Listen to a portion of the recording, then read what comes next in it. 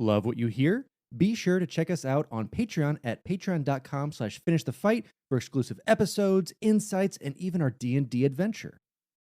If you're an athlete, you know the greatest motivator of all is the fear of letting your teammates down. After all, a team is only as good as its weakest link. So you owe it to those wearing the same jersey as you to be your best every time you step on the field. That's why there's no vape in team. When you vape, you can expose your lungs to toxic chemicals that can damage your lungs. If you're a step behind, the team's a step behind. Brought to you by The Real Cost and the FDA.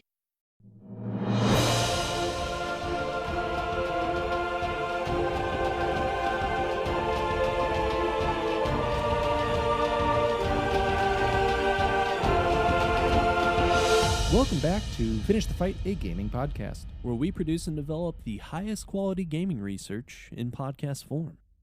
I am your host, Alex Kendall. And I am your host, Derek Baker. And today, we're bringing the Blue Hedgehog back in and talking about one of the first 3D adventures that was brought to the Sonic universe. Now, if we're talking today's standards, I know the Sonic universe in terms of 3D is either pretty good and memorable or pretty bad and memorable. Those are kind of the two that you get in the Sonic universe now. But today, we're going to be taking a look at the first in Sonic Adventure. Yeah, such a shame for where this series has kind of gone because these games were so much fun. Sonic Adventure, of course, they had the director's cut that they eventually released for other consoles. They had Sonic Adventure 2 Battle. Those games were a ton of fun.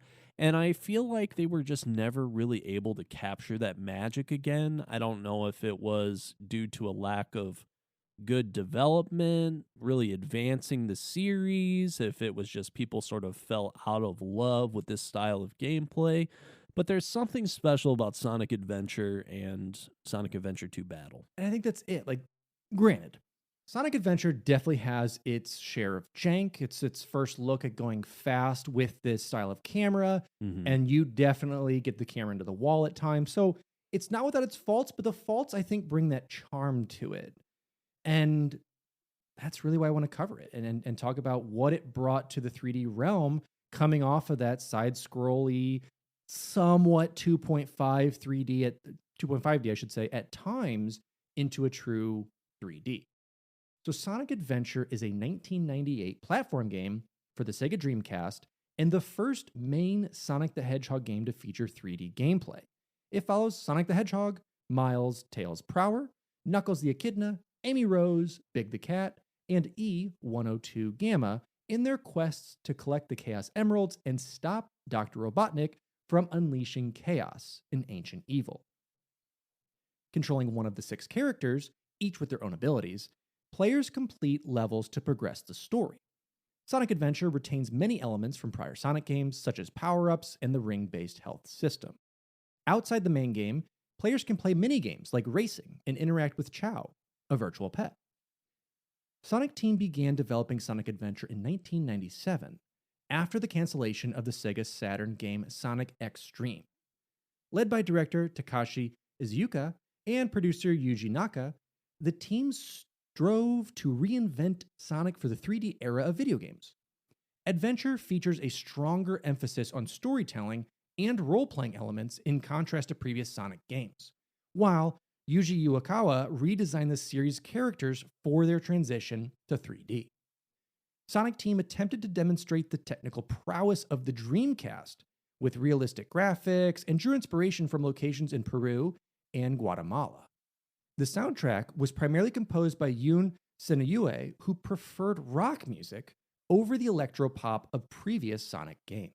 And thank you for that, because the Sonic songs, whatever you want to say about the gameplay themselves, the songs from Adventure 2 Battle, and even Sonic Heroes, and I didn't play a ton of the stuff beyond that, but those songs, absolute classic bangers, if you will.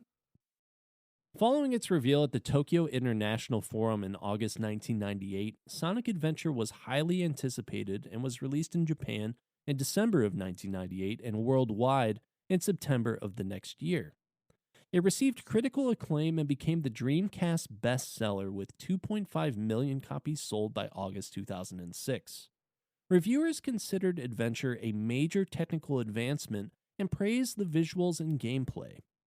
Though critics noted glitches and camera problems, and reactions to the audio were mixed, they considered Sonic Adventure an exceptional game. Some speculated that it could help re-establish Sega as the dominant console manufacturer after the unsuccessful Saturn. Journalists have retrospectively ranked Sonic Adventure among the best Sonic games, and it is recognized as an important release in both the series and the platform genre. Many characters and concepts introduced in Adventure recur in later Sonic games. A sequel, Sonic Adventure 2, was released in 2001. Adventure was ported to the GameCube and Windows in 2003 with altered graphics and more challenges, while a high-definition version was released for the PS3 and Xbox 360 in 2010 and for Windows in 2011. Reviews for these releases were less positive. Critics felt the game had not aged well and ran at an inconsistent frame rate. And I can definitely agree with some of those assessments because you are years into the future with a new console line, with, standards kind of being higher for a lot of things that needed to happen. And when you're just kind of porting that over and maybe not fixing some of those issues with these newer consoles or on PC, I get it. However, still a fun game. So obviously we know with a lot of these different Japanese studios, you've got some different developmental areas, some that focus on a very specific game set. So we're going to talk about Sonic Team. In 1983, programmer Yuji Naka was hired into Sega's consumer development division. His first project was Girls' Garden, which he and Hiroshi Kawaguchi created as part of their training process.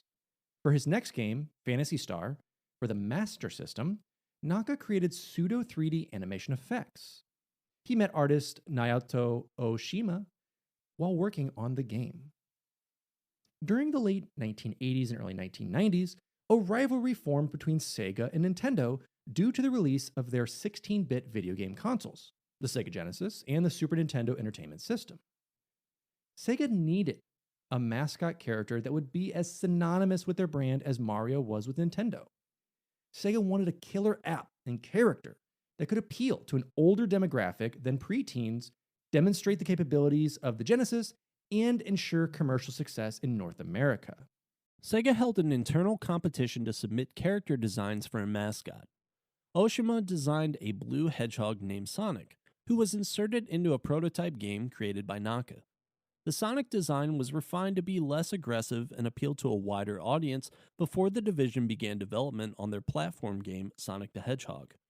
According to Oshima, Sega was looking for a game that would sell well in the United States as well as in Japan. Oshima and Naka already had the game and character ready, with Oshima having worked with Sega's toy and stationery department on design ideas.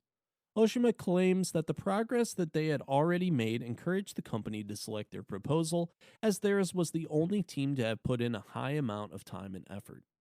This left him confident their proposal would be selected. The Sonic the Hedgehog project began with just Naka and Oshima, but grew to involve 2 programmers, 2 sound engineers, and 3 designers. Hirokazu Yasuhara joined to supervise Naka and Oshima and develop levels and became the lead designer. He satisfied Naka's request for a simple one-button design by having Sonic do damage by jumping. Sonic the Hedgehog was released in 1991 and proved a major success, contributing to millions of sales of the Genesis.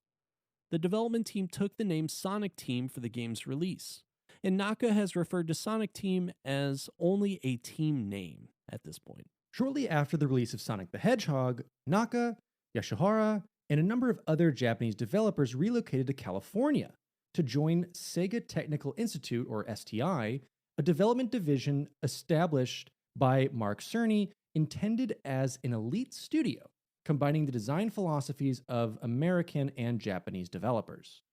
While Naka and Yasuhara developed Sonic the Hedgehog 2 with STI, a very unfortunate name at this state of our world, Oshima worked on Sonic CD, a sequel for the Sega CD add-on. Though Naka was not directly involved in the Sonic CD development, he exchanged design ideas with Oshima. Following the release of Sonic & Knuckles in 1994, Yasuhara quit, citing differences with Naka. Naka returned to Japan, having been offered a role as a producer. He was placed in charge of Sega's Consumer Development Department 3, also known as CS3. Naka was reunited with Oshima and brought with him Takashi Izuka, who had also worked with Naka's team at STI. In the mid-1990s, Sonic Team started work on a new intellectual property, leading to the creation of Nights into Dreams and Burning Rangers for the Sega Saturn. Naka stated that the release of Nights is when Sonic Team was truly formed as a brand.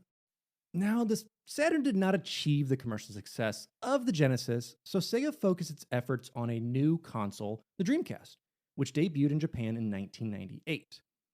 The Dreamcast was seen as an opportunity for Sonic Team to revisit the Sonic series, which had stalled in recent years.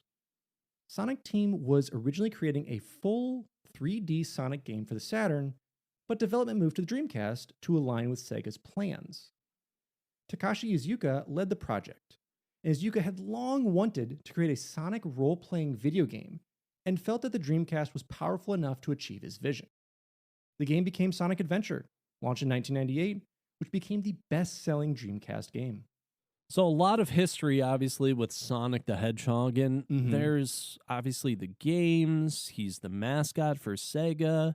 He's also on your SpaghettiOs. He's on the TV Yes. eating chili dogs. I mean, there was a lot of potential, I think, within Sonic to create that next step, that 3D Sonic, because obviously at the same time, we're going to be getting 3D Mario as well. You know, you've got to try and keep up with Nintendo. You're trying to compete with them. And while ultimately we end up seeing Sonic and Mario sort of work together in these like Olympic games and things like that, at the time it was a really big rivalry between the companies. Yeah, until Nintendo ended up buying Sega. So spoiler alert, if you wanted to get history before it was happening, this was kind of peak time. And this is really where that idea of console wars, which we have kind of with PlayStation and Microsoft right now, this is kind of the modern day start of it. You had it previously with older consoles that everyone and their mother was making one. Every brand you pretty much see today like tried to make a video game console.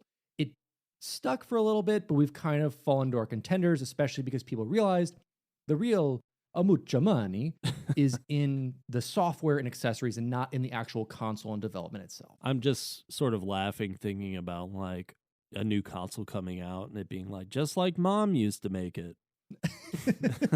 I mean, honestly, we should. And then just be like, yep, remember this? Oh, yeah. Just like mom used to make. That's taking nostalgia to the next level.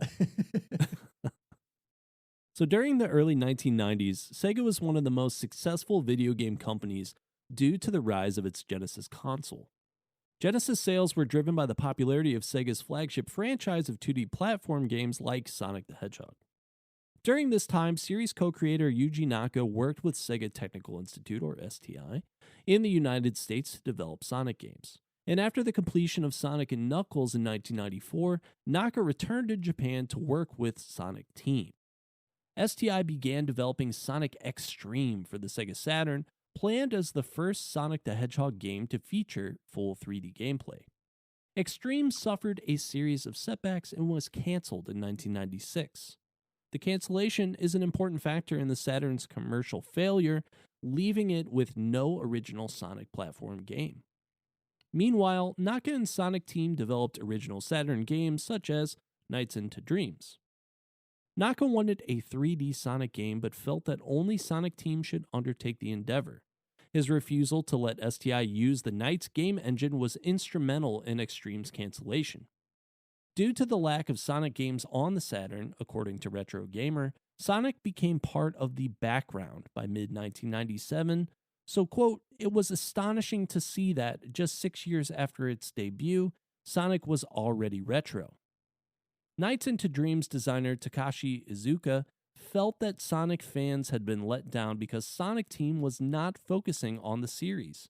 Additionally, Kazuyuki Hoshino, who would serve as art director on Sonic Adventure, said he thought during the Saturn era Sonic had become outdated.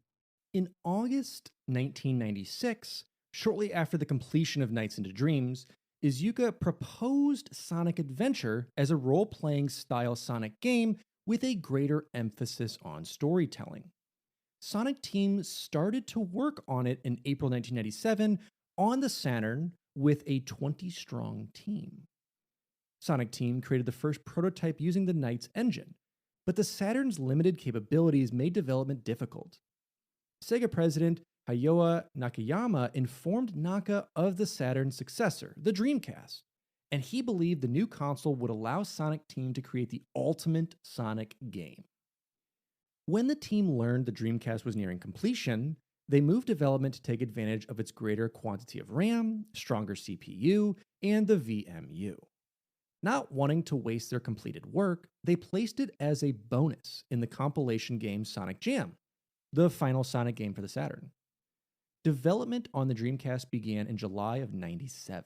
Sonic Jam, he plays basketball, right? No, he doesn't. Sure. That was a joke. Let's toss that in there because honestly, did anyone play Sonic Jam? It's very much I did not. It's very much that thing of like, honestly, you could probably say anything like, but did he? And you're like, well, maybe. I don't know. NBA was doing okay in the 90s. You got the Bulls going strong. Look, so man, Sonic's like, man, we got to put that on there. We just loved to jam back in the 90s. It didn't matter. Rock and roll, basketball, didn't matter. People were jamming. Toast. Yeah. Put jam on your toast. It's either a basketball game or a garden game. It's either one. You guys be the judge of it. So, unfortunately, as the jam came out and was spread on the toast, the development continues to go, and Iizuka served as director on Sonic Adventure while Naka produced it. One of the largest video games created at the time, the team had grown to 60 people after 10 months, and over 100 developers worked on the game in total. Sonic Team undertook development in conjunction with the Dreamcast, aiming to release the game in December of 1998, even if it meant making improvements after release. Ooh, okay, so I see Sonic. So Sonic's this is where pushing it our AAA all games. began. Even if it's like, well, the game sucks, but just patch it later. Game Freak. Yep. Developing Sonic Adventure at the same time as the system, which was not completed until 2 months before the game's release, gave Iizuka influence over the console's development. For example, he was able to request more RAM for the console specifically for Sonic Adventure. According to former Sega of America producer Mark Subotnick, Subotnick? More like Robotnik. Naka canceled Geist Force, an on-rails shooter that was planned as a Dreamcast launch game so he could use its proprietary software for Sonic Adventure. Which makes sense. I mean, if you haven't had a Sonic game in a while and you need this launch and you need basically all hands on deck, you need everything going, it's like, listen, man, your random weird game called Geist Force, we need it. We need the software to put into my game. Yeah. I think that's a solid plan. Man, can you imagine going through life with such a villainous name like Subotnick? I mean, do I just feel like that's villainous because it sounds like Robotnik, or does it just actually sound villainous? I think you got a point. It's definitely villainous to a tinge, and it doesn't help. It's very much like Mr. Bowser at Nintendo right now. Yeah, you've got Subotnick with Robotnik. I mean, come on. I mean, Bowser definitely took over from the inside. We got a little bit of a Hydra shield situation. Exactly. Sonic Team felt challenged by the new hardware to recreate Sonic and his world in a new way. They began development using the character designs from the Genesis games, but quickly discovered the characters' bodies were too short and their heads too big, making them difficult to see. Retro game characters such as Pac-Man were also being reborn in a more urban fashion around the same time, something that made Sonic Team jealous and feel the original character designs were dated. As such, Yuji Ikawa redesigned each character to suit the transition to 3D and to give them new, edgy, more Western design. Looking to the animation of Walt Disney and Looney Tunes for inspiration, he made Sonic more mature, taller, and slimmer, and gave him longer quills. He darkened his blue color and gave him green irises in reference to Green Hill Zone. Yuikawa tried to make Sonic look like comic book characters and compared the style to graffiti. After redesigning Sonic, he made the other characters fit this new art style. Hoshino noted that the character's longer limbs made it easier to recreate their 2D poses in 3D. Sonic Adventure features 2 new playable characters, Big and Gamma. Sonic Team had already implemented an in-game fishing rod with no context or use, leading to the creation of Big. Big was designed to be giant and relaxed, so the player would not expect something more intense. Gamma and his playstyle were created in response to fans who wanted elements of a shoot-'em-up in Sonic, and because Iizuka's desire to include some type of satisfying gameplay that couldn't be done with Sonic.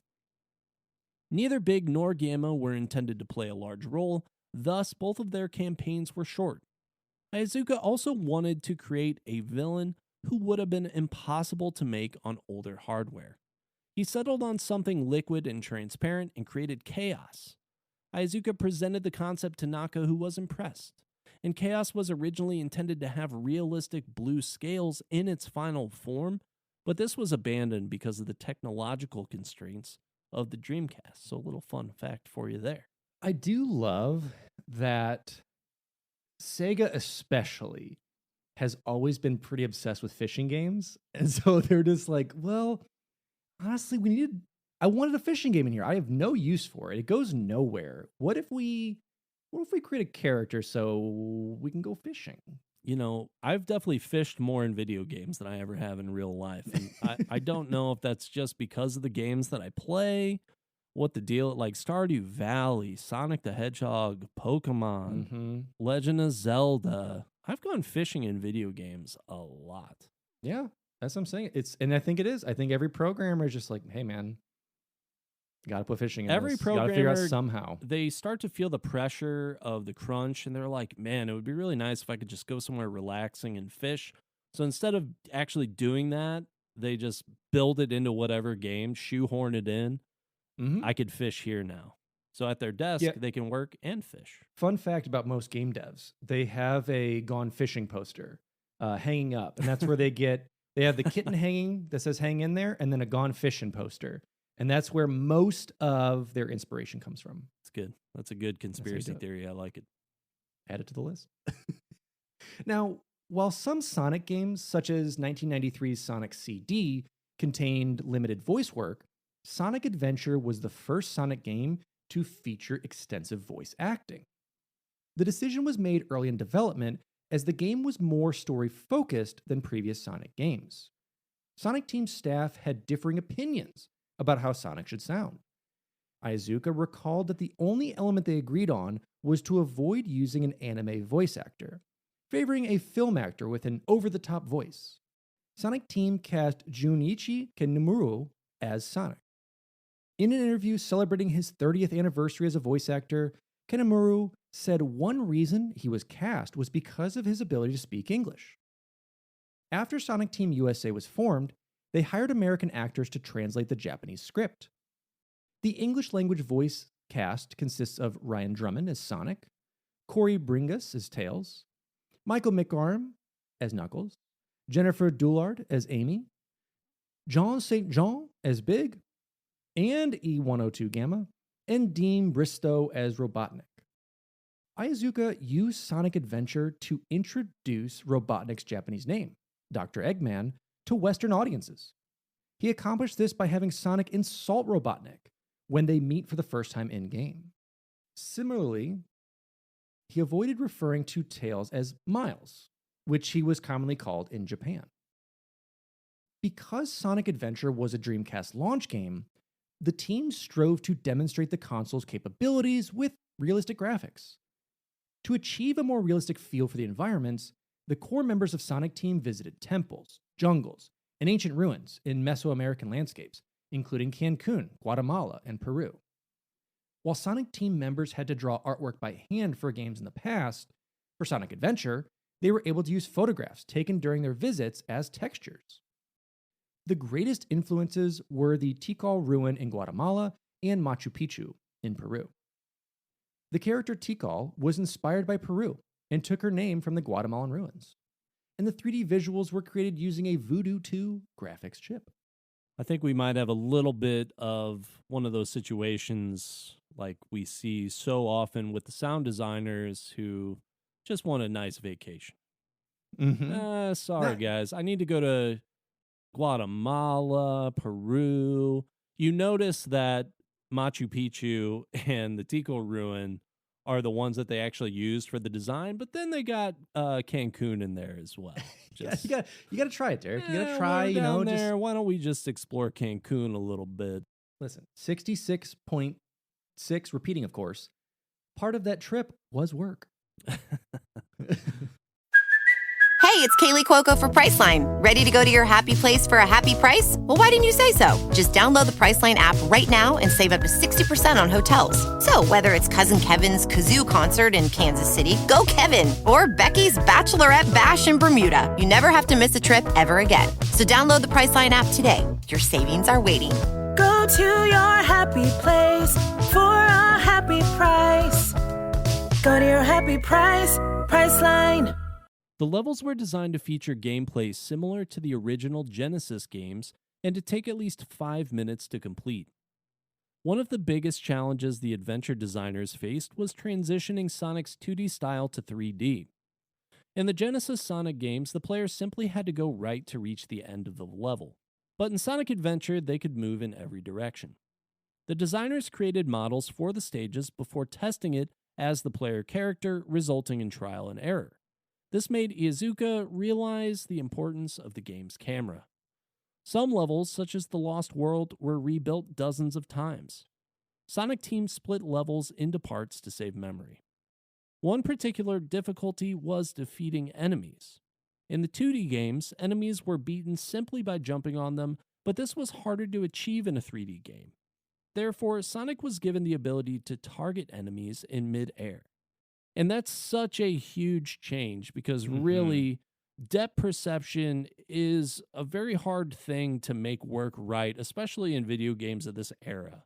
Yeah. And so the ability to target, absolutely huge. The game would have been borderline unplayable, I think, without that. And it was, for what it's worth, it was so satisfying to like jump up, get that target lock and go bonk and like bounce off them and explode those things. Like it was satisfying. Especially because you could combo it up too. So like they eventually incorporated it into level design as well, where it's like, oh, I need to get from this place to this place. The only way to do that is to one by one jump on all these enemies till I get to the other side of this bridge. And you know, it might be just a little bonus thing that you have to do, but I mean a really cool way to utilize that in just a way that's a little bit more than defeating an enemy. Yeah, it really made it well worth it. And again, just really satisfying to get those plunk, plunk, plunks as you make it across that. That's the exact noise they used. Plunk, plunk, plunk. Iizuka said the cinematic sequences were conceived to take advantage of the environments, giving the player an element of discovery in addition to the platforming. The team also wanted to add elements unexpected in a platform game. For example, the level in which Tails sandboards was inspired by a group of sandboarders in Ica, Peru. Some levels reference past Sega games, such as Ice Cap, which is 1994's Sonic the Hedgehog 3, and the tornado levels from 1995's Panzer Dragoon.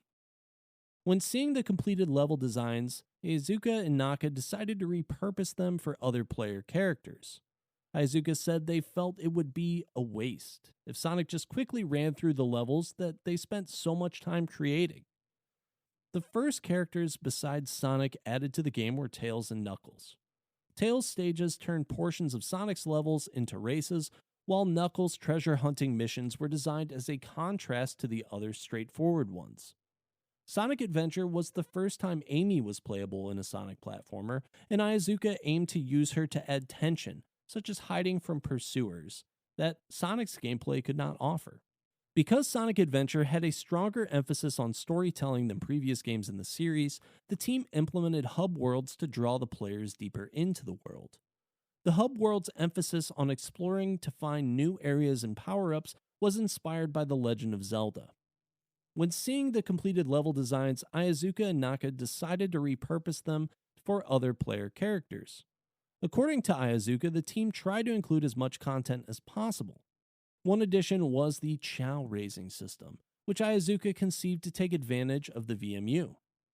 Sonic Team had used a similar virtual pet system, the A-Life, in Nights into Dreams.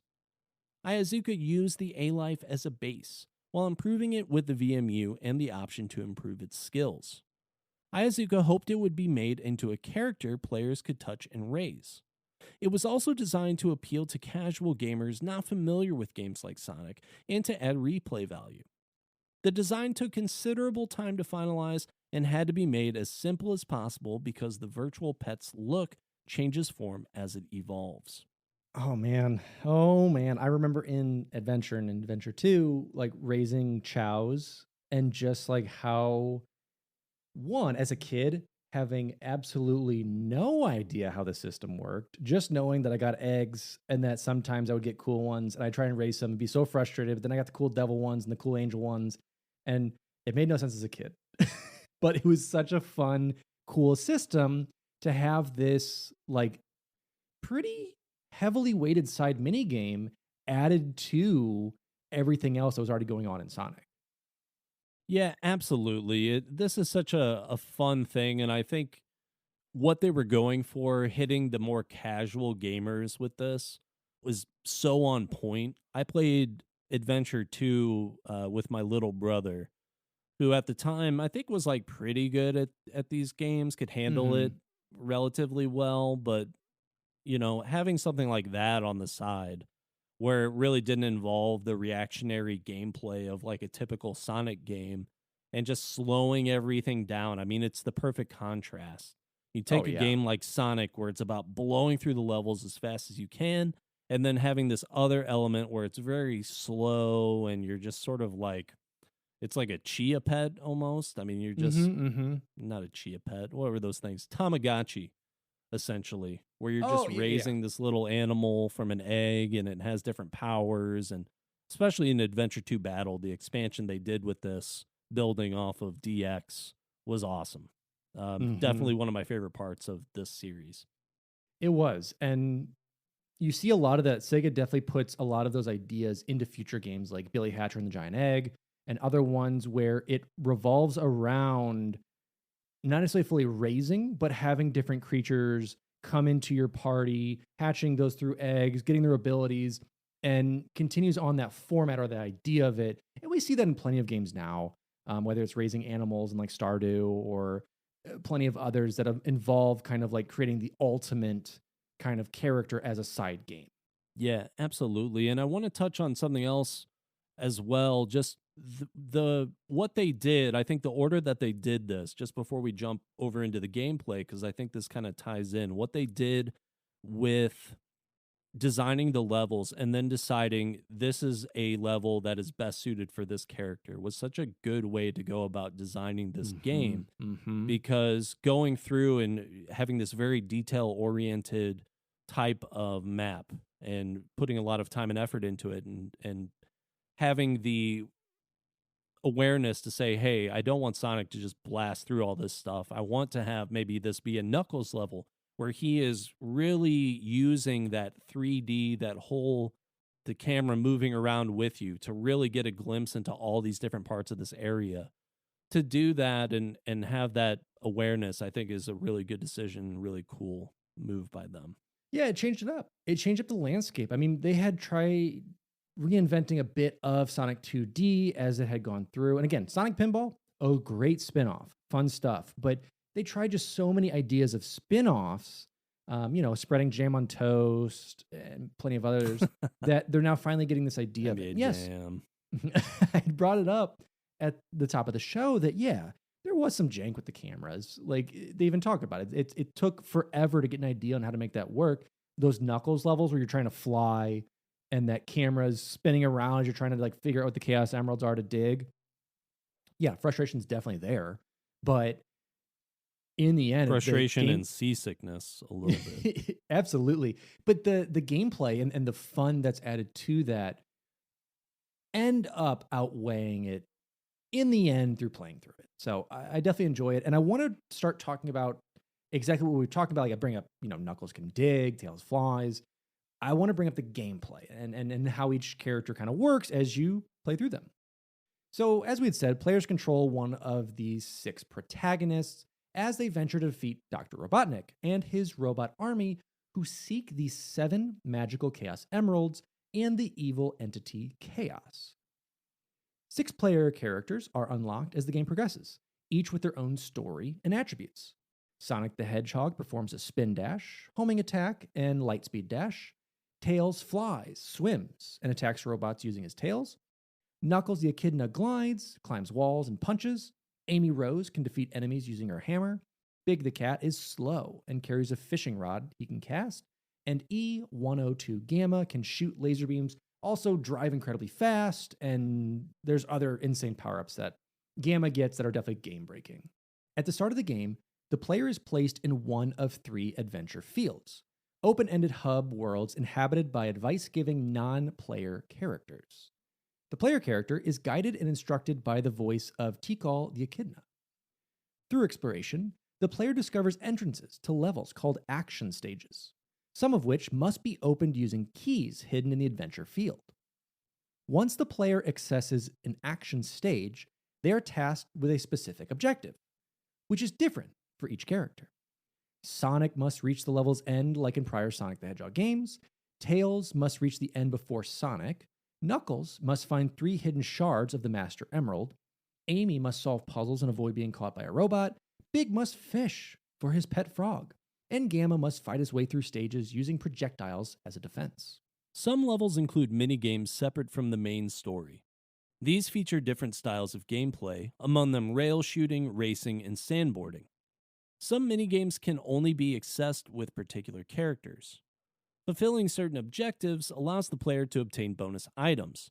Unlocked minigames and stages the player has completed can be accessed from a trial mode on the title screen. Like previous Sonic the Hedgehog games, players collect golden rings as a form of health. If the player character is in possession of rings when they are hit by an enemy or other hazard, they will survive, but their rings will scatter and blink before disappearing. Canisters containing power-ups such as speed shoes, additional rings, invincibility, and protective shields are also hidden in levels. In several stages, the player engages Robotnik or Chaos in a boss fight and must deplete the boss's health meter to proceed. Each character starts with a limited number of lives, and the player loses a life if the character drowns, gets crushed, or is hit without any rings in their possession. The game ends when the player runs out of lives, but lives can be replenished by collecting 100 rings or a 1-up. Players may also discover Chao Gardens, hidden protective environments inhabited by Chao, a virtual pet. Players can hatch, name, and interact with multiple Chao, and they can raise the status of their Chao by giving them small animals, which can be collected by defeating enemies within the action stages. The Dreamcast Handheld Visual Memory Unit, or the VMU, allows the player to download the minigame Chao Adventure, in which their Chao walks through a course to evolve and improve its skills. Evolving one's Chao improves its performance in competitions called Chao races. Eggs that can produce special types of Chao are hidden throughout the adventure fields. Players can earn emblems by playing through action stages, searching through the adventure fields, or winning Chao races. Each action stage has 3 emblems that can be earned by replaying the stages and fulfilling objectives, such as beating the level within a time limit. The old Chao Gardens and the old frustration of having your Chaos race, but it's no control. It's like an auto battler nowadays where like you just like, come on, Chao, stop tripping over your feet. What are you doing? Oh, yeah. It's like you could have the best Chao in the world, but for whatever reason, they just randomly fall and they cry a little bit and they get up.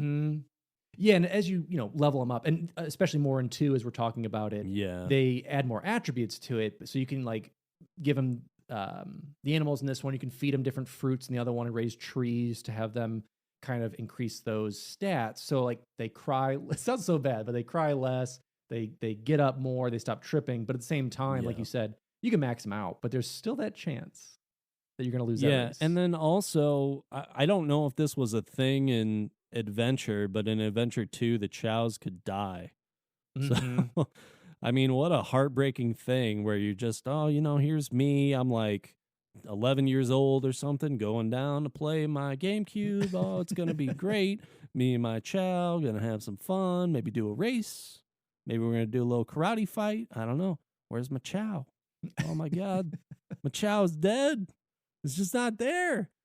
I mean, that's like coming home from school and like your pet gerbil being dead or something. Yeah. Like, I gotta feed my gerbil, gotta feed my fish, and it's upside down in the tank, or it's on the wheel, but the wheel ain't spinning. Or we're going back to the Tamagotchi thing of you're in school, you're trying to sneakily feed that thing's crying. It is on death's door. You're like, I gotta feed it, and it's like, Alex, you know the answer to this question? You're like, oh, yeah, and you look down, it's dead. You didn't feed it in time. That was every time. That's why I couldn't have a Tamagotchi. I was like, I'm at school. It just dies. You look down, it's got a little gravestone instead. You're like, oh. You know Well, what's wild about that too, Derek? time to find a pencil so I could start again. Got to hit that reset button. What's wild about that in our old man stages, as we're getting older, Tamagotchis are back, baby, and they are expensive. Yeah. Like They're back. like a brand new Tamagotchi is expensive? Brand new. It's like $25. Tamagotchis are back out, and they have themed ones. Anyway, old man cheaper hour. than a dog. Right. Get your Chaos or get your Tommies. You go for it, guys. So we have the Chaos, but I want to talk about the story because, again, we talked about it. It's story heavy. It's the first Sonic game that's really kind of hardcore focusing on that besides like beat Robotnik, save the animals. So Dr. Robotnik seeks a new way to defeat his longtime nemesis Sonic and conquer the world. During his research, he learns about an entity called Chaos, a creature that, thousands of years ago, helped to protect the Chao and the all-powerful Master Emerald, which balances the power of the 7 Chaos Emeralds. When a tribe of echidnas sought to steal the power of the emeralds, breaking the harmony that they had with the Chao, Chaos, or now that I'm seeing this, it's just Chaos. Yeah. It's just Chaos. But Chaos retaliated by using the emerald's power to transform into a monstrous beast, Perfect Chaos, and wipe them out. Tikal, a young echidna who befriended Chaos, imprisoned it in the Master Emerald along with herself. Robotnik shatters the Master Emerald to release Chaos and test the creature's natural form on the city of Station Square. When Sonic sees local police fail to defeat Chaos, he entails work to stop Robotnik from empowering it with the Chaos Emeralds. Knuckles, the only remaining echidna, sets out to find the shards of the Master Emerald and repair it. Robotnik activates a new series of robots, including one named Gamma, and orders them to find Froggy, an amphibian who ate a Chaos Emerald. Froggy's owner, Big, seeks to find him as well. In Station Square, Sonic's friend Amy finds a Flicky being pursued by a Chaos Emerald in its possession and decides to protect it. When both are captured, Amy convinces Gamma not to work for Robotnik, and Gamma helps her escape before seeking out and destroying the other robots in his series, sacrificing himself in the process. And now, although Sonic disrupts Robotnik's plans, Chaos manages to absorb all the Chaos Emeralds and transforms into Perfect Chaos. It rebels against Robotnik and destroys Station Square. Through flashbacks from Tikal, who was also released from the Master Emerald, Sonic realizes that Chaos has been in constant torment and sorrow, and that imprisoning it again will not stop it. He uses the Chaos Emeralds himself to transform into Super Sonic and defeats Perfect Chaos.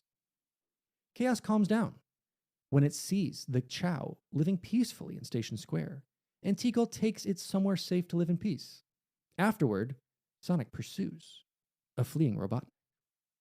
Yeah, I'm glad that I'm not alone in every time after reading a Chao paragraph to a Chaos paragraph. Yeah. It's hard to flip back and forth, but Chaos obviously you see protects the Chao. inspiration for the name. Mm-hmm. Yeah, so again, it's... Oh, go ahead. Well, I mean, just a pretty cool story. A little bit more in depth than some of the other Sonic stuff that we'd seen before. It's not anything totally crazy, but it's cool to sort of see how all these characters sort of have their own little adventures involving the Chaos Emeralds, and then they come together, and hey, it all worked out. It's one that we actually have backstory on, like to actually get like Amy and Big and Gamma to have somewhat of a backstory of why they're even involved with the Chaos Emeralds or why they're even involved in this. Like Big, here's the thing. Big would not be anywhere near this if it wasn't for his frog being lost and eating a shard. Like, you just wouldn't. And so to have that, like, makes just a cool idea of why to bring these characters in, give it a bit of a story, and it worked. It worked for a Sonic game to bring a little depth to it. Yeah, absolutely. Just something that is a little bit more than just bad guy want emeralds for power. Yeah, exactly. So yeah, we talked about this a little bit earlier in the episode where the composer Yoon Sonoe preferred a little bit more of the rock style compared to the poppier techno stuff of the earlier Sonic games. Absolutely. And so they were the primary composer, but there was also additional music by Fumi Kumatani, Kenichi Tokoi, and Masaru Setsumaru. Adventure was Sonoe's first project as sound director, and its scope meant he had many more responsibilities, including schedule management, compared to his previous games. Despite this, Sonoe said he did not feel much pressure as he was a Sonic fan and had contributed to previous game soundtracks. In contrast to previous Sonic games, which featured the electropop soundtracks, the Adventure sound team preferred hot, funky, and rock and roll music. That's a quote. I didn't say that. I want that to be clear. Ayazuka noted that Sonic Team's primary goal with Adventure was to, quote, evoke the essence of Sonic by going from 2D to 3D, and felt the music needed to exceed fan expectations due to previous Sonic soundtracks' popularity. He stated a new style was adopted because the Dreamcast sound was a significant advance from that of the Genesis. Sonoe added he felt more comfortable composing rock music and wanted to create music everyone could enjoy. Despite the different styles, Sonoe did retain some music from the Genesis Sonic games. The music for the Windy Valley and Twinkle Park levels were rearranged from Sonic 3D Blast, while the level clear jingle was taken from Sonic 3.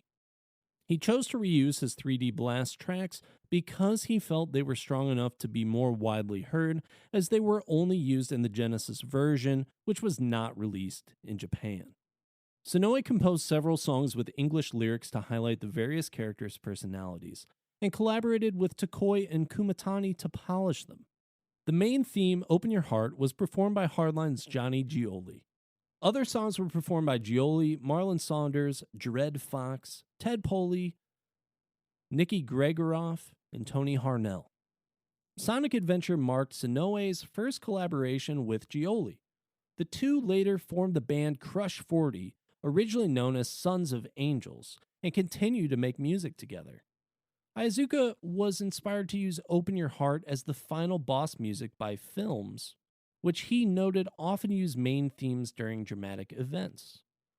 Ayazuka also felt that the songs helped define Knuckles and Amy's personalities, as they had not received much character development in Sonic games until Adventure. A 2-disc soundtrack, Sonic Adventure Digilog Conversation original soundtrack, was released in Japan in January of 1999. In May 2011, the soundtrack was re-released to commemorate the Sonic franchise's 20th anniversary. A 2-volume digital soundtrack was also released on iTunes and Spotify in September 2014 and January 2017, respectively. Brave Wave Productions released a vinyl LP version of the soundtrack, including interviews with Sonoe and Ayazuka in 2018. So you can still get them hands on that physical edition of it, baby. Woo.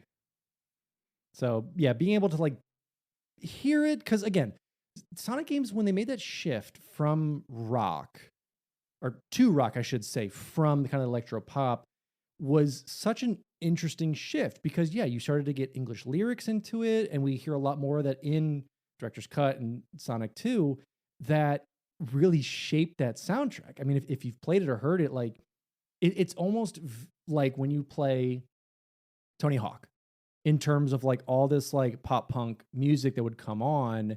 Yeah. And you would hear like Superman, Goldfinger. Yeah, you'd hear all these quintessential songs where a lot of people heard these bands for the first time, depending on how old you were and what you played, like, and then those get stuck in your head very much like the new age Sonic music did. Absolutely. And there is like a fondness in a lot of these older games, I think. from the developer's side to sort of stay with these like rock versions of songs, because even though I think a lot of music now has trended away mostly from using that like distorted rock guitar sound just in like popular music. Obviously there are people out there that still listen to rock and whatever, but in terms of like when you go and see movies now, rather than seeing like a big rock scene, whereas like a movie from the 80s there might be like a crazy Van Halen style solo, now it's like this big electronic type of thing where it's synths and heavy bass from the synths and things like that.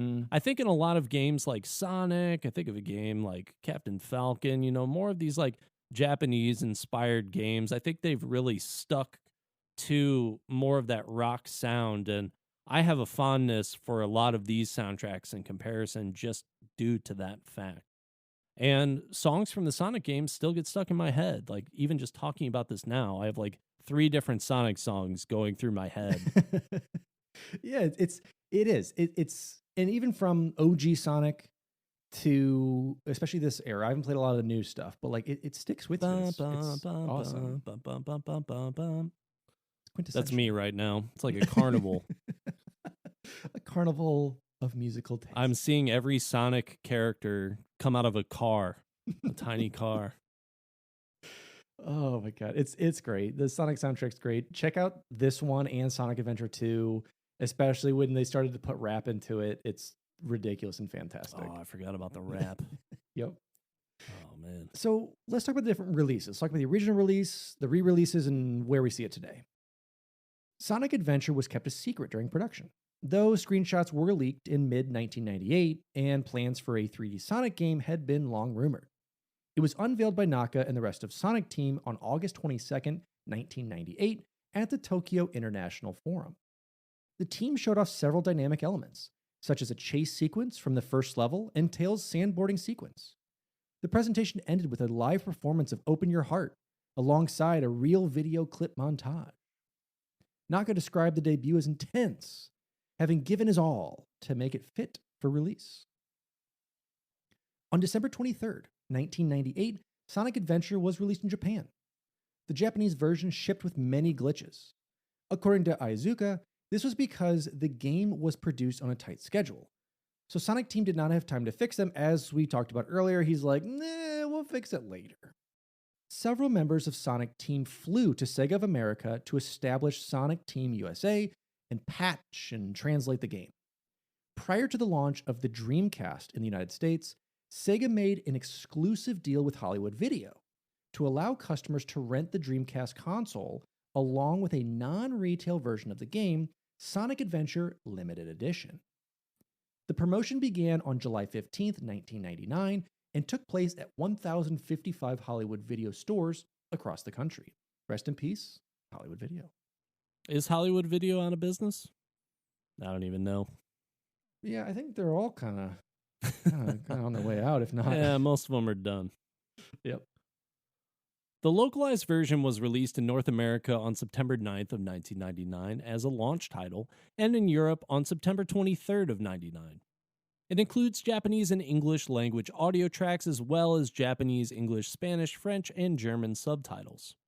Online features including Chao Daycare and DLC, such as minigames and new level assets, were also added. The American release of Studio Pierrot's Sonic the Hedgehog from 1996 original video animation coincided with the Western release of Sonic Adventure, while DIC Entertainment's Sonic Underground from 1999 was commissioned to help promote the game. The localized version was later released in Japan as Sonic Adventure International. Before release, Sega projected to sell 1 million copies of Sonic Adventure. Sonic Adventure is the best-selling Dreamcast game, and by August of 2006, it had sold 2.5 million copies, including 440,000 in Japan and 1.27 million in the US. In Europe, it sold 86,000 copies during its first 5 days on sale. In the UK, it was the top-selling Dreamcast launch game. And after the North American release, there were complaints of a number of Sonic Adventure discs failing to load. Sega of America determined that this was a software problem due to errors at one manufacturing facility and tracked the faulty software. Most copies were unaffected, and the customers with defective copies could trade for working ones at retailers. So still we're getting these patchy, rough releases today. Some say worse, even though we've got all this other data and the internet and deliveries. Back in the day. Yeah, back in the day. You had to patch it through the disk. Yeah, and I mean, still kind of a bummer. You get that game, you load it up, doesn't load at all. What's going on? Take it back. I mean, I don't know exactly what the open box policy was for games like that back then, but probably wasn't the easiest thing in the world to return or get a replacement for before they figured out that this was an issue. Like, how widespread did it have to become before they were like, oh, okay, this is actually kind of a big deal, and these people weren't just trying to take something back. Yeah, exactly. Like how do you get that manufacturer promise out there that you can take it back to your Toys R Us or your EB Games or whatever other stores were around at that time and swap it and then they send it back. Who knows? Well, let's talk about some re-releases. In 2001, Sega announced it would transition from a first-party to a third-party software publisher in response to the international failures of the Saturn and the Dreamcast. Wanting to reach new players by creating an enhanced version of one of its older games, in June 2003, Sega released Sonic Adventure DX, Director's Cut, a port of Sonic Adventure for the GameCube and Windows. While mostly identical to the original release, Sonic Adventure DX features updated graphics, including updated textures and more detailed character models, aims for a frame rate of 60 instead of 30, and sports a redesigned Chao racing system that uses connectivity with the Game Boy Advance. It includes 60 new missions and the option to unlock emulations of all 12 Sonic games released for the Game Gear. Additionally, Metal Sonic can be unlocked as a playable character if all 130 emblems are collected. These features were added to appeal to players of the original game. But, as we had said, Sonic Adventure DX received mixed reviews. GameSpot was disappointed that the re-release did not address the problems of the original version, irritated that the graphics were only marginally different, and dissatisfied with its collision detection. GameSpot offered some praise for the extra features, such as the missions, but concluded players were better off playing the Dreamcast version. IGN agreed, calling it a sloppy port of a game that had long been undeserving of its high praise. Oof. Little burn there on Sick both burn, sides. IGN. Dang. Now, they went after the jugular on that one, because IGN also noted its frequent frame rate drops and described its camera one of the worst in a video game. IGN said the connectivity to the GBA Sonic games added depth, but concluded this was not enough to compensate for the port's problems. Nintendo World Report was more positive, praising the Game Gear games for retaining their multiplayer support and finding Sonic and Tails gameplay enjoyable. Sloppy port of a game that has long been undeserving of its high praise is... Those are fighting words. They just handed Sonic the shovel and said, start digging. Yeah, it's pretty brutal, but I think criticism of Sonic Adventure DX is warranted, as I think that it is for a lot of ports. Because, yeah, people want to be able to play games that they weren't able to play in the past, and they don't want to be limited by the availability, especially with something that is available digitally. At the same time, there's so many games, and this is still a big part of the industry, so many games that get the premium price tag for games that they didn't change anything for. So it's one of those things where I think as the game gets ported more and more and more, you're going to see the reviews start to become more critical and drop more, because the more time you spend with a game and the more familiar you are with the game, the more problems you can find. You always note the things that are amazing right off the bat, but the problems and the cracks and the actual finished product start to become more apparent the more time you spend with the game. And that's just how it goes. It's very true. So there was also an HD version. In September of 2010, Sega re-released Sonic Adventure as a downloadable game for the Xbox 360 and PS3, followed by a Windows release in March 2011 via Steam. This version is based on Sonic Adventure DX and supports high-definition visuals at a 4:3 aspect ratio. Sonic Adventure DX's additional content was removed, but the mission mode in Metal Sonic can be re-implemented by purchasing additional DLC. The game was also included in the Dreamcast Collection compilation in 2011 and is backwards compatible with the Xbox One and Xbox Series X and S.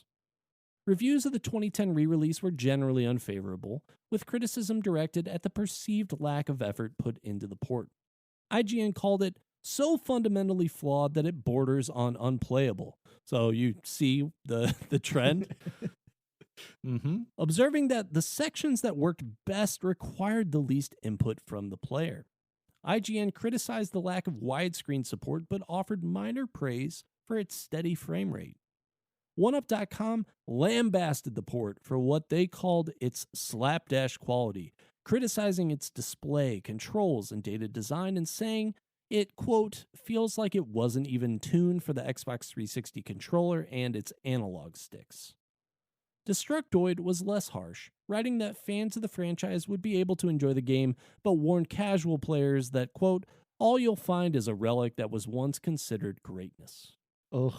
And sadly, that's kind of the review for most Sonic games that have come out to date. Janky controls is frustrating.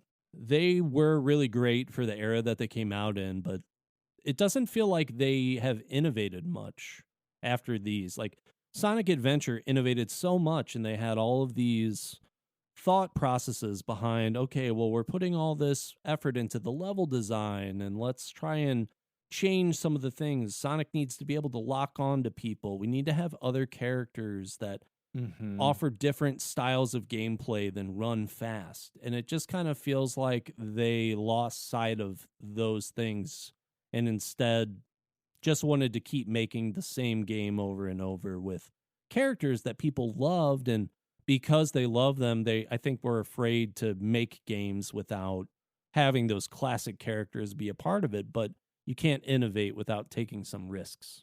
And here's the thing, Derek, you're not wrong. Talking about reusing levels, kind of like, it's kind of always going back to those glory days. Like, you peaked in high school. Sonic peaked in high school with Sonic Adventure, and they keep going back. Remember those days? Let's talk about those days and reuse those days. And that's kind of what their legacy was. Because with most contemporary 3D platform games focusing on exploration and collecting items, Sonic Adventure stood out with its linear gameplay.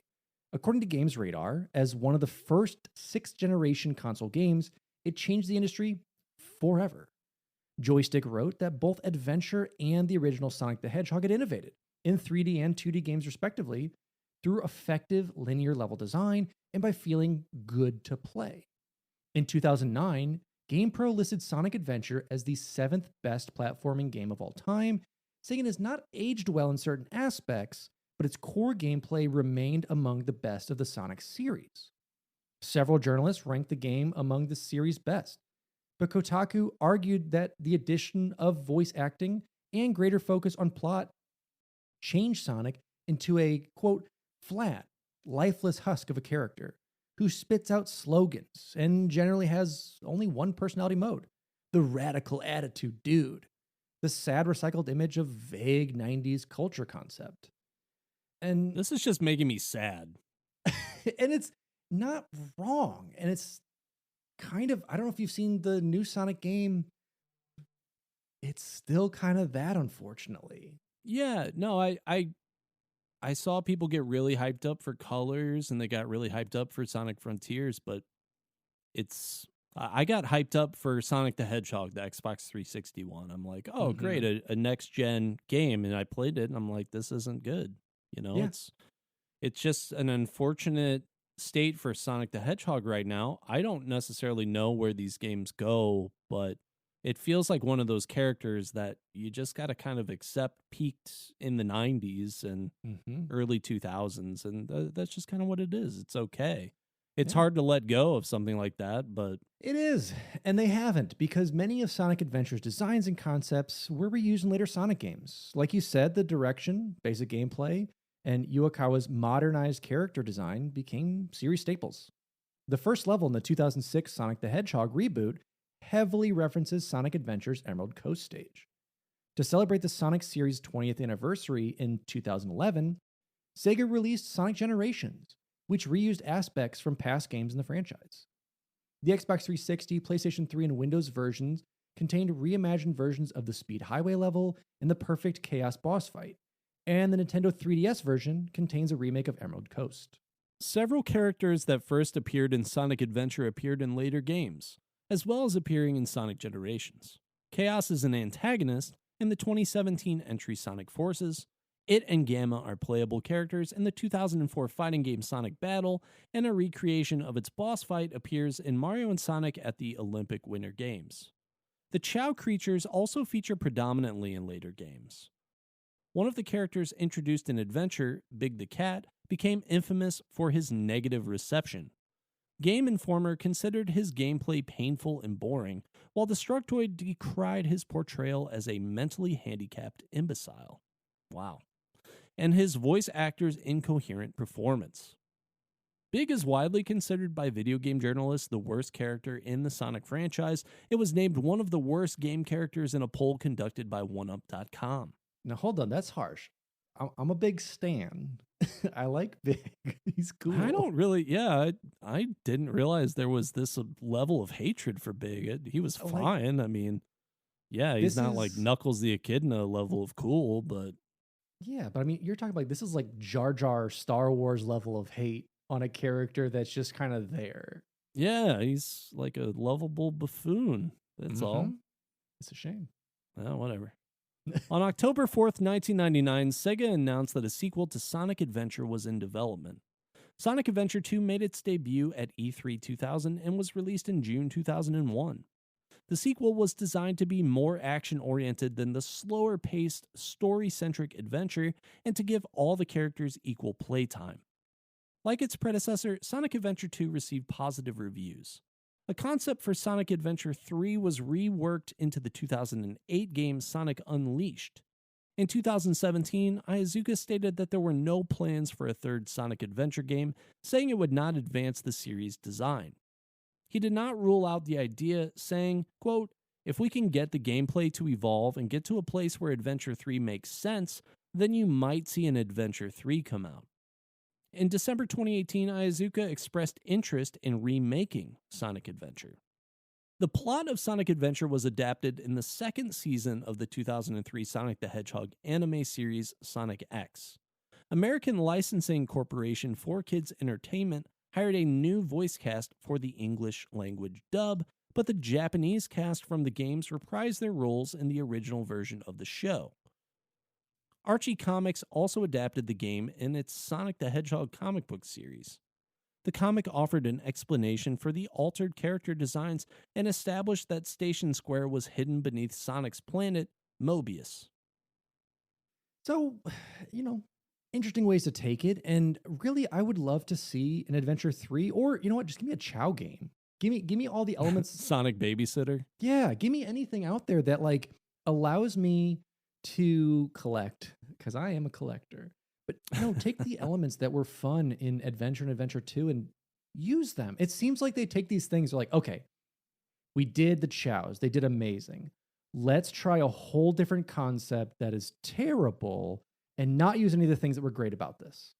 And it's just, it's frustrating to see.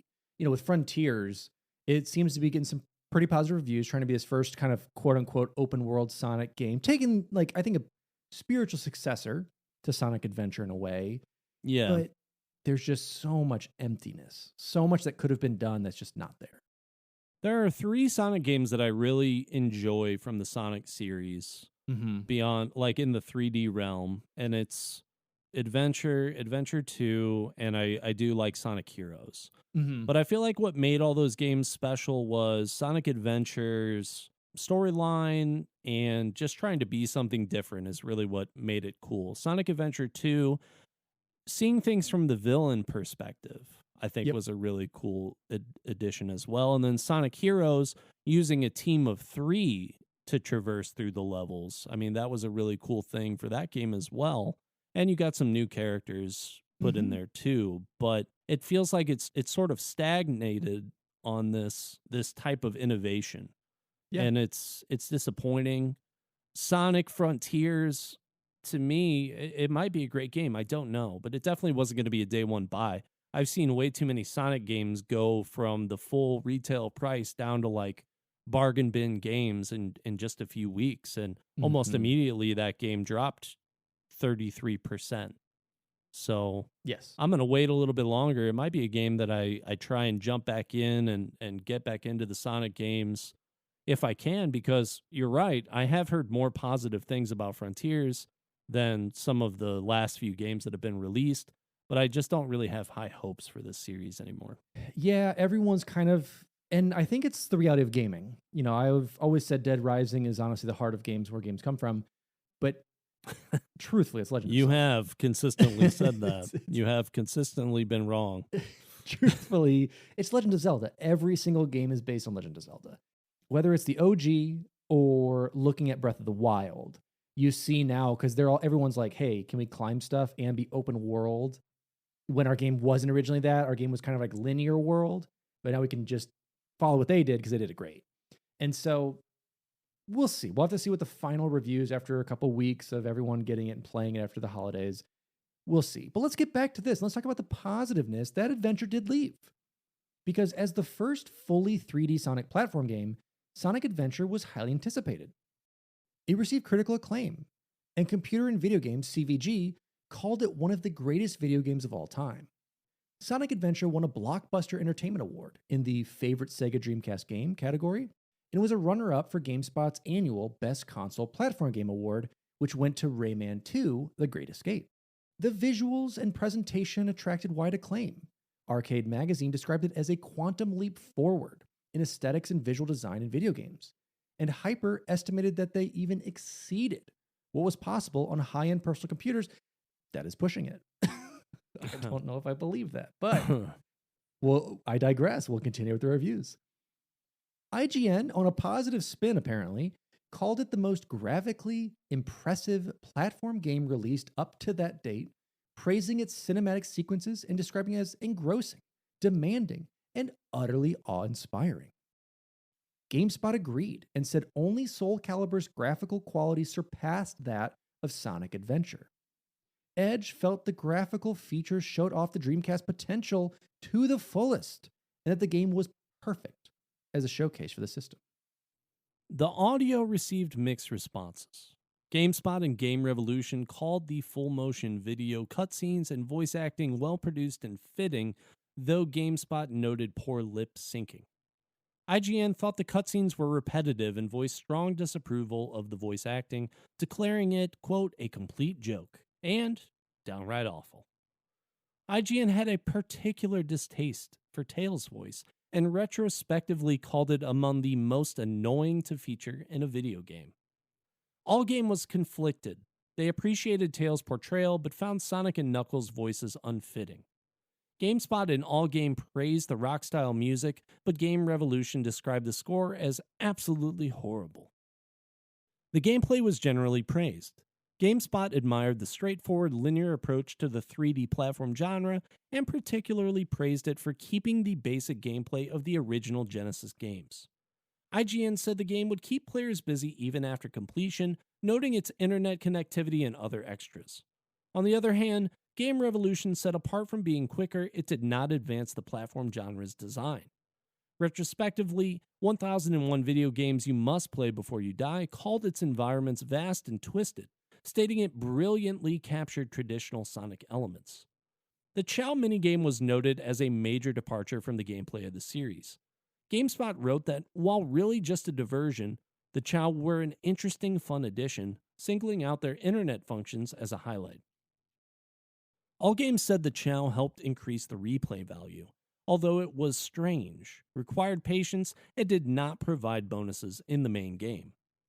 Game Revolution called the Chaos a neat addition and praised its use of the VMU.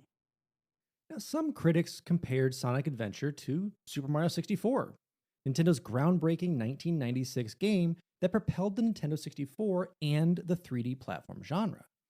Edge said Sonic Adventure was a worthy rival to Super Mario 64, but Allgame wrote that Sonic Adventure was not as ambitious, and that those looking for exploration would be disappointed with its linear gameplay. They compared it to the similarly linear Crash Bandicoot, but felt Sonic Adventure was more confined. Still, they praised the gameplay as varied and said its replay value was strong. Game journalists Roussel Damaria and Johnny L. Wilson retrospectively wrote Sonic Adventure was not as strong as Super Mario 64 and, quote, failed to catch on with players in nearly the way that Mario had done. Though it had fascinating features, such as the use of the Tamagotchi-like memory card to incubate eggs for little pet creatures, and some good action segments. The camera system and glitches were criticized by many reviewers. IGN called the camera incredibly frustrating and inconsistent, and GameSpot noted it caused problems with collision detection. Edge complained the camera sometimes goes behind walls. Authors from Games Radar retrospectively wrote that Sonic Adventure was horrendously buggy, singling out falling through floors and getting stuck, but also said the sheer amount of content made up for this. GameSpot thought Sonic Adventure redefined the possibilities of the platform genre. And according to CVG, many things you thought were impossible to see and experience in computer games are now here. According to Next Generation, expert gamers may beat the game in only a day or two, but even then, the ride is worth the price of admission. Allgame wrote that the game was an impressive showing of the Dreamcast potential and that it was among the best of the series. Edge said its criticisms such as scenery pop-up and instances of poor collision detection are minor flaws in an otherwise very fine piece of work. Arcade and CVG speculated the game could save the Dreamcast, which had not sold well by the end of 1998. CVG also thought it could reestablish Sega as the dominant console manufacturer after the relatively unsuccessful Saturn. And unfortunately, now we know where we are in the future, it did not. It did not. Yeah. They went from first party, as we said, to third party. Don't see too many second party. That'd be interesting, though. Let's get Microsoft and Sony to make a game together. Exactly. Crazy. How do yous do it?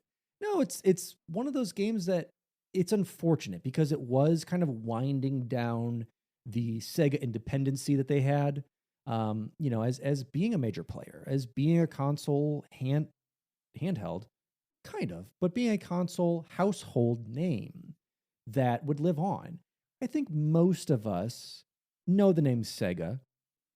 A lot of you have not grown up with it. You know, Nintendo bought them, and Mario and Sonic are now friends, and they do things together, which is great. But we still see Mario as a mainliner. Even with Nintendo kind of funneling money and efforts to it, it still can't, and I don't think ever will, unseat Mario. So it gave a valiant try. And it was an excellent, in my opinion, excellent addition to the 3D realm at the time, bringing more to it in terms of visual stability and a little bit more in terms of graphic fidelity versus Super Mario 64. But you don't see Sonic Adventures being the game that people are still paying $50 for the original version of it. Well, I guess technically they do because Dreamcast is not there. But whoa, I feel attacked. I would absolutely spend $50 for this game, just like I did for Mario 64. But it still has a lasting legacy that has brought up, for good and for bad, what the Sonic games do today, but also pushed 3D realms in terms of areas that a lot of people weren't ready for yet or not used to when they were making that transition from 2 to 3D at the time. Yeah, it really is just a shame because it obviously retrospectively has not been looked upon as fondly.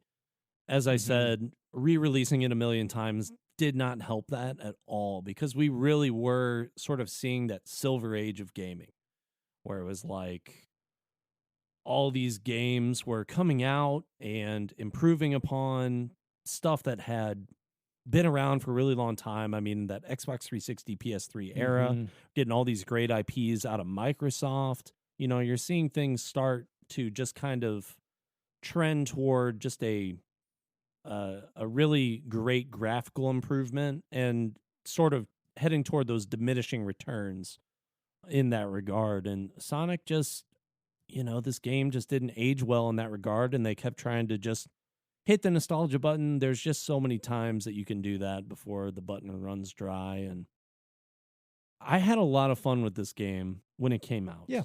I do look back fondly on the game overall, but would I want to play it today? Probably not. I'm happy for the time that I spent with it. I think that it was an important stepping stone for those future Sonic games, at least the next few. But I'd love to see a return to the series that has the innovation of Sonic Adventure along with the graphical improvements that should be readily available and capable today.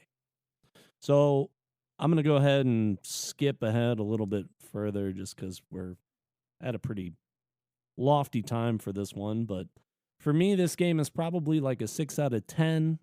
What about you? Yeah, I mean, as we had said, it's a game that for us, we had the benefit of playing as a kid. So there's definitely the nostalgia factor that adds to it. But in a retrospective, looking today, it is buggy. It is janky. But sadly, that's what's to expect from a Sonic game at this point. And one that at least innovated and had a story that was interesting to keep you going, had these really cool concepts at the time for the different characters, and allowed like changing of gameplay that wasn't just Sonic, wasn't just Tails, brought these new characters in or characters that were unused. I thought was fantastic. Unfortunately, we haven't seen really a lot of great Sonic games, but this is one that's held. So if I had to give it a rating, I would give it probably gamma out of alpha divided by omega. Probably throw in some ellipses in there. Just why not? Just because you can. Probably out of pi. Solid review. I forgot the names of the other robots. Were those? They're all pretty similar. So good for you. +1 for remembering. Research for this episode was done by Alex Kendall and Derek Baker. My voice is disappearing entirely. This is what happens in Sonic. This is what happens in Sonic. The voices go. This is a very sultry episode now at this point. The intro and outro music was recorded and composed and given to us by our friend Evan Barr, and our lovely artwork was provided by Aaron Shattuck. As always, if you'd like to support us outside of just listening to the episode, we have a Patreon, and it's patreon.com/finishthefight, where we have plenty of physical and digital rewards, as well as our bonus episodes, and be able to vote on our future episodes. And I want to thank some select members today with Sky the Bear, Duststorm, Mr. Choff, Snide T-Bird, That LL Gamer Guy, Nick Hyman, Mick Chief, Climbing Spork, Mr. 1898, Irby Spicy, Lee Tom John, Keller Kane, and Brian Yost. Thank you all so much for your support. You can find this podcast on iTunes, Spotify, or most likely your favorite podcast listening platform. If you haven't yet, drop by, leave us a review. It helps us out a lot, and we'd love to hear from you. And as always, you can check us out over on Twitch. You can see me at twitch.tv/sourman70. That's twitch.tv/SOURMAN70, as well as Derek over at twitch.tv/thebakerman247. That is twitch.tv/thebakerman247. You can follow us on Twitter, Instagram. You can also join our Discord. It's free to join. And we're hanging out in there all the time, talking games, talking deals, talking memes, talking Halo still. Yeah, absolutely. So come on by, and we'd love to see you there too. And that has been our coverage of Sonic Adventure. Have you played this when you were a kid? Have you gotten it now? Are you playing any Sonic games at all? That's the question I think everyone thinks about. As always, I am your host, Alex Kendall. And I am your host, Knuckles the Echidna. And this has been Finish the Fight, a gaming podcast.